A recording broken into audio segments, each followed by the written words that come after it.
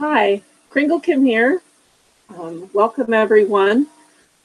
Today is July 20th, 2018. And today I would just like to kind of talk to you about what it would be like if I was writing my own blog. A little different take, kind of my life story, which is to me is not a tale of woe, but a tale of blessings of love. I would like to start that I know a lot of you are sharing the gift of Kringle Cash, which is how the billion coin / Kringle Cash is going to be successful, how we're going to achieve the mission, I believe, not only of the admin, but of all of us, of ending world poverty. And I'm sure you've talked to lots of people. And I know after talking to many people whom I would like to share the gift with, um, sometimes um, they are hesitant to accept the gift for whatever reason. And sometimes our family and friends are the hardest ones to talk to, as they know us best, or so they think. My hope is that these people know and trust me, but if they don't, I let them go with love and know I have given them the opportunity of TBC / Kringle Cash and move on to others who have been hoping and praying for an opportunity like TBC and Kringle Cash to come to them. Um, we have to learn to persevere with love. And I know I used to teach high school for a bit, and I know my students would be depressed or, feel like they themselves were a failure, or they would call themselves names. I would let them never call themselves negative names, because I would tell them, we get what we wish for. So we want to wish the best for ourselves. We need to love ourselves first before we can spread the love to others. And in fact, I do a little bit with energy medicine, and positive words and thoughts have a very positive energy to them. Love has a very high frequency of energy, 500 megahertz if you want to be a scientist like I am and measure it. But anyway, we always must do the best when dealing with ourselves first. We always must love ourselves and tell ourselves positive things about ourselves. If we don't, when we talk to other people, they are going to feel the negativity we have towards ourselves and be hesitant to want to work with us. So, and even if it's just over the phone, people can hear it in your voice and everything. So I just want you to know that treat yourself with love and kindness, and think of others that you are dealing with love and kindness, and a lot will open up to you. I said the best avenue to world peace is feeling good about ourselves, because when we feel good about ourselves, we want everybody else to feel as good as we do. We are not apt to say mean things or judge people when we are feeling good about ourselves.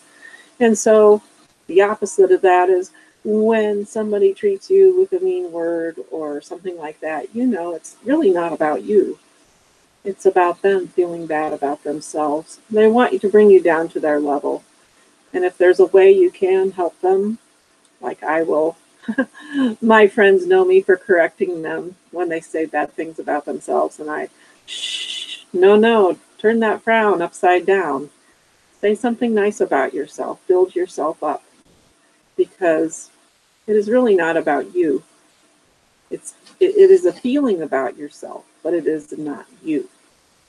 Everyone has something good about them. So I know my dad's favorite saying was, my friend, wherever life brings you or wherever you go, focus on the donut and not on the hole. And some of you have heard the saying, make lemonade out of lemons. And the secret ingredient to both is loving yourself. So we can look at life's challenges, talking about ourselves, we can look at life's challenges about being a victim. You know, we can feel like a victim, or we can look at as a blessing. And it would be a blessing of love. Lots of times our challenges force us to move forward. I'm going to tell you part of my life story, and not as a tale of woe, but as one that I'm proud of. I have taken my challenges and persevered. And some people have called me a wimp, but I know I am not. I am a survivor. And so I just want to share it with you. Just, you know, look at everything that happens to you as part of a greater plan to help you moving forward, to help you get out of your comfort zone. And the best thing to do, even in TVC and Kringle Cash, is to persevere. Keep on going. So my tale starts when I was born. I was born with radiation poisoning. And I grew awkwardly. I was very, very tall by the time I was 8 years old. And I was very, very thin. And people used to call me a freak. I was a radiation freak. But the blessing was I was taller than all the boys. So I was probably a sophomore in high school. And they said something to me, I could whoop them. I could run really fast, although girls weren't allowed to be on the track team back then. I could run faster than everybody. And it really gave me a will to live. I had many challenges early in my life, but all along, something came along to help me survive and keep on living. When I got older, and I ended up going to college, and I studied nutrition and science, biochemistry, and I always wanted to get into the research field. And I finally graduated from college, and I got into the research field, and all of a sudden we had a recession in our country, and the research grants were all canceled. And you would think, oh wow, this was what I had studied for, and I had worked hard earning my my college, my funds for my college degree. And little did I know it would come in handy later. But at that time, I went ahead and I found another job. I worked in a bank. Sexual harassment was terrible. So I left that job and I found another job. I ended up driving a semi-truck rig. And I loved that job. I was the only woman on the driving team. There were secretaries in the office who I was good friends with, but I was one of the first women to do that. And it allowed me a freedom. I was my own boss out on the road. And I ended up getting it because I had a science background, and I sold and hauled chemicals. Well, like fertilizer and things. When that job came to a halt, again, the economy was still really bad. And at this time I was married and we moved to another location. And it was closer to family, which was a great thing. The story about this is I never thought I would be able to have children because of my consequences of when I was born and my health. But miraculously, I became pregnant. And when my oldest child was born, I got a beautiful baby, 10 fingers and 10 toes. And I also found out as the tumor started popping out all over my body, that I had cancer. So on one hand, one of life's greatest blessings, a healthy baby. On the other hand, one of life's biggest challenges, a diagnosis of cancer. The interesting thing was I'd evidently had cancer for a while. So not only was my daughter a blessing of birth, a miracle of birth, but because of the hormonal change during her birth, it caused the tumors to pop out, and I found out I had cancer. And at that point, I could deal with it. So I always wonder, one miracle begat another miracle. And the cancer itself, it was due to the radiation poisoning that I had had as a baby. I did traditional treatments for 2 years, and during that time, every time I had a surgery or radiation, I thought I would be better. But during that 2 years, they say when you're ready for the master will come. I met a wonderful woman named Charlotte Gerson, and her father had developed the Gerson therapy. I don't know if any of you have heard of that. But anyway, she and I became friends, and when I was given a 3-month diagnosis of life when my daughter was 2 years old, I called her up and she says, "Kim, let's get together and deal with this." So I started on a journey of what they call alternatives. I call it wellness. And by balancing my body chemistry and detoxifying, it took me 2 years, but I was able to persevere and become free of any of that challenge. And now my daughter was a double blessing. She gave me the will, not only because of her did it become apparent I had something to deal with, but she gave me the will to want to live and persevere. So I learned at that time to look at every challenge as an opportunity to learn. And as far as what Charlotte Gerson taught me and what I had learned in college, I didn't know if I would ever be able to use my college education. But I did fall back on my knowledge of nutrition and biochemistry to help my body balance itself and heal itself. Our bodies are miracles of healing if we support them correctly. Moving on, I went on to have 2 more children. And one day, my husband, now my ex-husband, came home and said he was leaving. And we had 10 days to move out of our house. And I didn't know what I was going to do, but my children and I, so he left not only me, but his children. And he said, "Oh, this is terrible." And I was able to find a mobile home, 35-foot mobile home. And it was kind of ironic because we moved out of a 3,500 square foot house. But anyway, my children can look back, and it was the best place, they said, they ever lived, because we were all together with love. We weren't separated in different rooms of the house. So I guess sometimes a big house is not always the best.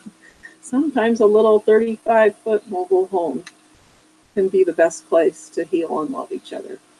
So once again, I can look at that as a victim and a challenge, or I can look back on it now as a blessing to my children and I.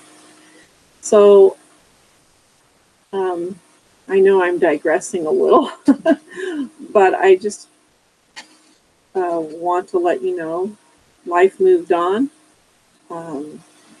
We had to move from that house, didn't know where we were going to go. So again, we could have been homeless, but I had made some good friends, and they were moving out of state for 2 years. They did not want to sell their house. but they wanted to rent it to somebody who would take good care of it. I, on the other hand, was having a problem of finding nobody wanted to rent a house to a single mother and with 3 children. And I was able to rent their home from them, and we tried to take good care of it. And it was a beautiful home that we had to live in. And again, it turned out to be a blessing for both of us. And when they came back, I was presented again. By this time, my oldest child had graduated from high school, and I went to stay, visit my parents. My other children and I went to visit my parents, and I didn't know what I was going to do because they were moving back. But I was thinking, I know there is a reason for this. Just please let me know what the reason is. And so I was reading the local paper while I was visiting my parents, and there was a little ad in it that said, house for rent and to buy. No credit check required. No, just want to know that you're a nice person. And of course, I guess going back, I used to make, back to when I was married, I used to make a lot of money. We made over $200,000 a year. And at that time, when my husband left, the business was dissolved, and I ended up teaching school because as a substitute. So I only made about 1/10 of what I made when I had my own business. But at least I was with my family and my girls. So that, in a way, it was okay because we all spent the time together. So anyway, I moved. I rented this house. I guess I was a nice person. And I was able to find a job teaching. And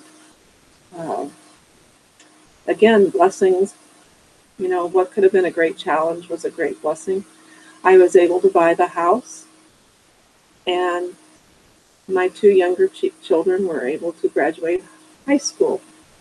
About this time was when the economy tanked and all the houses were going into foreclosure.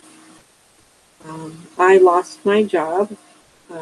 They accidentally terminated me where I was working. And at that point, I worked with the mortgage company. But at this point, my house was only worth 1/3 of my mortgage. So I was not able to sell it. And I was not able, without a job, I was not able to pay my mortgage payment. And it's like, oh no, another challenge. But I was able to move in with a friend. And about that, I did have to let go of my house. And I was able to move within a friend. And I did take the school district to court because I did have a signed contract. And so this is in the summer. And during that summer, my mother found out that she was terminally ill. So here I'm thinking, oh no, I've lost my job, I've lost my house. But my mom became terminally ill, and I was able to move from my friend's house into my parents' house and help my father take care of my mother. During this time, my court case went to court, and I won my court case.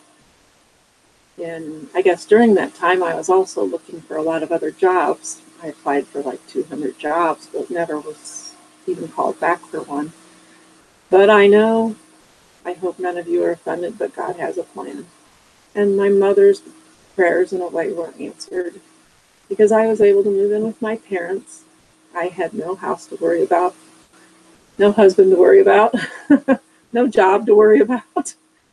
And my children were all married or in college. And they had all worked very, very hard on their homework and getting good grades. And so they had been blessed with scholarships and grants for college. But I ended up winning my court case. So I was able to help take care of my mother and earn money. There is no way I could have worked a full-time job and helped take care of my mother, which was a 24/7 job. And I was able to help my father. So once again, I could look at these things all as challenges and go, woe is me. But I can look back now and say, well, they all happened for a reason. And so for the next 4.5 years, my mom, we cared for her, you know, in her own home. And that was one of her wishes. And so I'm just telling you all this to don't get discouraged or anything when you're doing things. Look at it as a opportunity for growth. Ask yourself, why am I having this challenge? And you might find that your challenge, not a challenge, but a blessing. And that's the only reason I wanted to share that with you. Because I do not look back, as I am grateful for all the things that have happened to me, and I'm looking forward to what will happen in the future. In fact, that's how the TVC Kringle Cash came to me. I was looking for a way. If you've listened to some of my previous broadcasts, you know, one of my goals now is, love. My things in life are love, my Heavenly Father, my family, my friends, and being able to fend for myself, and help others in the process. And TVC and Kringle Cash came to me, and I always think, if I had a great job, if I had a great house, if I had no other worries, would I have been open to the gift of TVC and Kringle Cash? I don't know, but I know that I was praying and hoping for something that I could do, not only to help myself, but to help others. And when you look for the teachers, when you look for the opportunity, it will present itself. And I feel that through everything, I know everybody has lots of challenges in your life. And I know many of you have handled them very well. But I do want to let you know, I'm proud of you. Keep persevering. Don't quit right before the gift manifests itself. Just keep on plugging. Enjoy what you're doing. Look for the good in everybody. Look for the good in everything happens. Love yourself. And I am happy to share my gift that the admin has been able to give me to share with people. So below this video, there is my referral link if you're not a member of TVC Kringle Cash yet. If you are, if you would like a trusted seller, I would be happy to help you out. Just contact me at my email and let me know like who you are or how you heard about my email. And of course, the mission statement of TVC is there. And of course, we are sharing this with love. Anybody that is open to the gift in order to end world poverty. And in the course, I think we will spread world peace too. And I hope you all have a wonderful day and a wonderful weekend. And keep unplugging. You are loved. Thank you very much. Goodbye.